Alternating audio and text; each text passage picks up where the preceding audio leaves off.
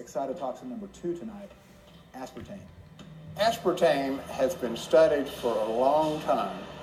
And what a researcher did, he said, I'm going to look at all the research that's been done, those that are sponsored by the makers of aspartame versus independent studies. What he found, virtually all the independent studies found harmful problems.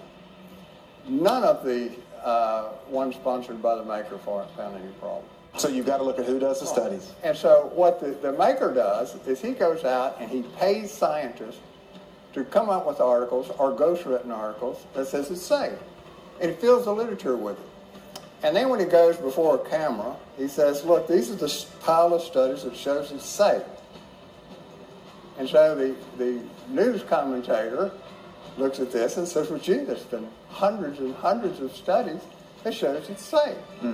They don't even show the real studies that were done, the carefully done studies show it's not.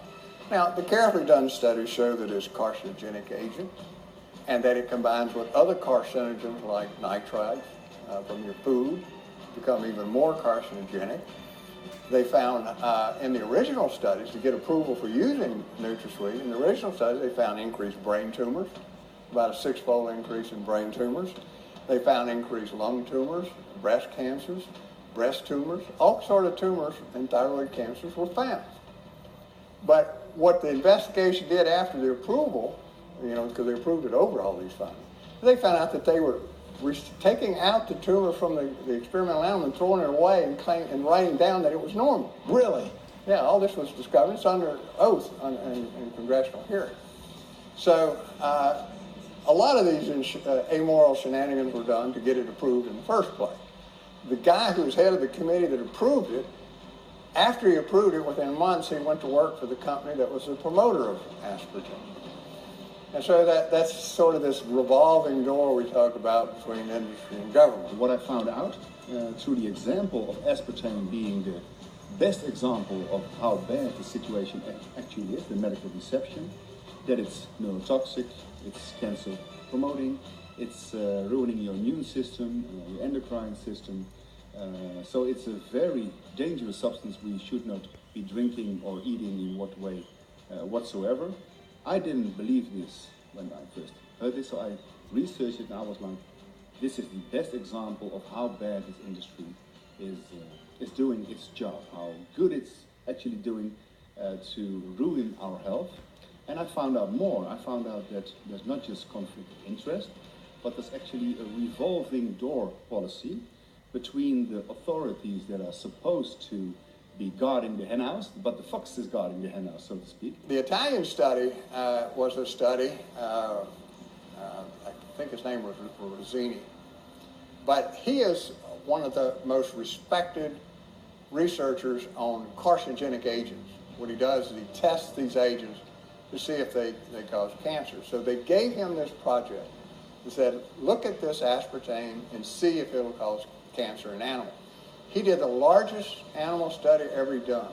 Now, his research is considered impeccable, almost unquestionable, because he's so careful in doing it and so respected. He did it and he found, well, there seemed to be an increase in lymphoma and leukemia and probably breast cancer and maybe brain tumor.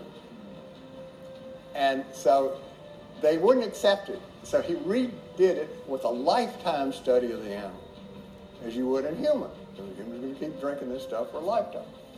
And he found definitely an increase in leukemia and lymphoma, most likely increase in breast cancer and brain tumor.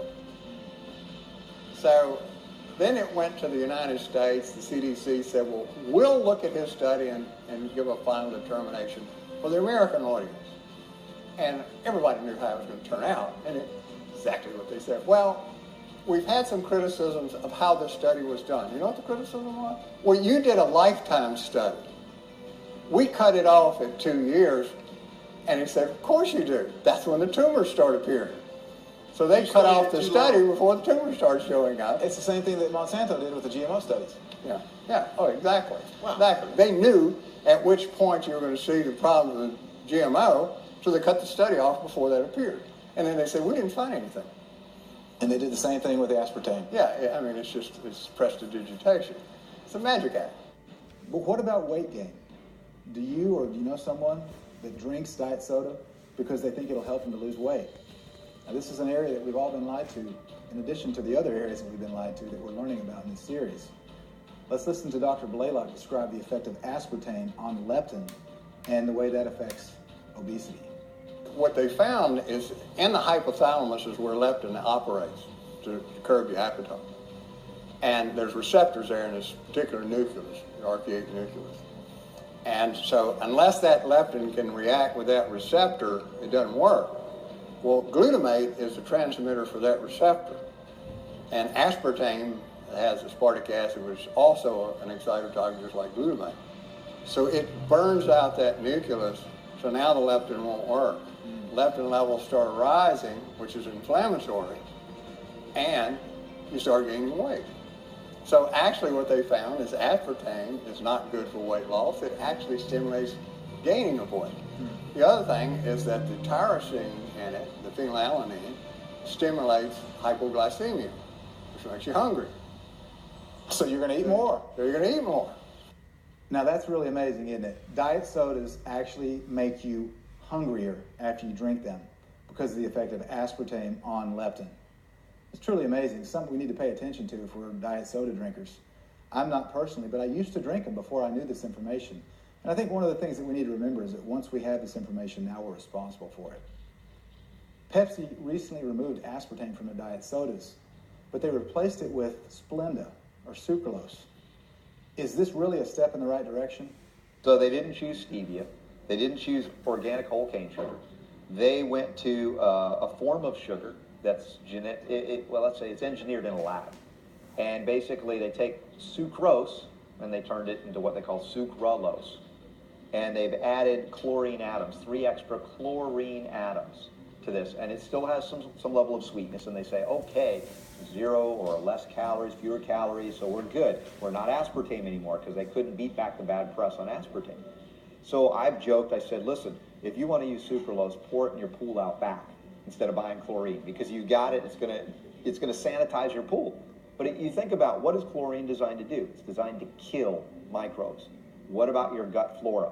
You put this stuff in your gut flora, you're gonna wipe it out. It elevates the pH of your colon, which also causes all kinds of aberrant issues. Headaches have been commonly linked to this, sometimes seizure disorders, damage to DNA. Mouse studies are showing damage to DNA from sucralose. So no, not a good substitute. Maybe you could say marginally better, but that's not saying much. Stevia would have been a better choice. Well, much or better. Even organic cane sugar would have And if you get the chromium with it, you're good. So, as we just learned from Robert Scott Bellamy, one of the main reasons to avoid sucralose or Splenda is because of the fact that it devastates the gut. And the gut is where we generate our immune system. So it can't be good for us. Now, maybe it hasn't been proved to create brain tumors like aspartame has yet, or it's not quite as devastating, but it's still not going to be good for us. But don't be discouraged. As we mentioned earlier, nature's pharmacy is very tasty. And there are certain herbs that nature produces that are very sweet, one of them being stevia. So